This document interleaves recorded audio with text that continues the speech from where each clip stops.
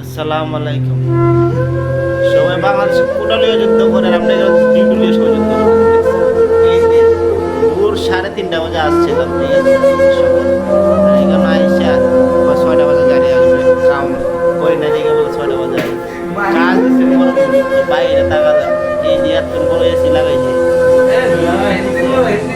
এসির নিচে পয়সা পয়সা মনে করো ঘুমাইছে, সাদার মধ্যে কারি হতো না, ঘুমা ছিল। আর একটা এই সুতির ভাইয়েরা বুঝে না রে ভাই আমাদের কষ্ট, ঠিক আছে? এই যে আমাদের 14টা লোক পয়সা রয়েছে রুমটার ভিতরে, আর সুতির ভাই যদি বুঝতো এই লেগে আমরা এই প্রবাসে এত কষ্ট করার লাগে। সাপ্লাই কোম্পানি মনে করেন রক্ত খাওয়ার ব্যবসায়ীরা, ঠিক আছে? তুমি শালা রক্ত খাইয়া তোমার রক্ত খাইছো শেষ করে লইব, মাগার আর ভাবতো না।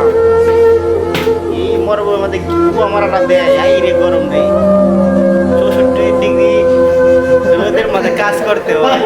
তারপরেও কি আর বলবো, কষ্টের বেলায় মনে করেন আসে আসে, ঠিক আছে? বাইরে তো যাওয়া যায় না, নাইলে বাইরে গেলে দেখা যায় জ্বর আছে। এখানে মনে করেন আমরা মনে হয় বিছানার মধ্যে বসে রয়েছি, ঠিক আছে? সবাই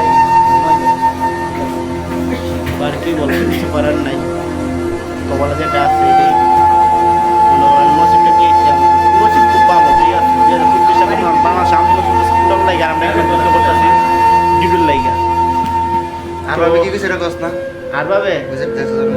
আর ভাবে রে কল দিছি, আর ভাবে বলছে এখানে কাজ করবো না, আর ভাবে বলছে এখানকে দেশে জায়গা ক্যান্সেল করে দিব, দেশে জায়গা কাজ না করলে আর ভাবে একটা কথা ওই দেশে জায়গা গাড়ি পাঠাও, দেশে যাবো না, দেশে যাবো না, গাড়িটা তো কিভাবে আসবি এটা আমি জানি না। প্লেনে আসবি না গাড়িতে আসবি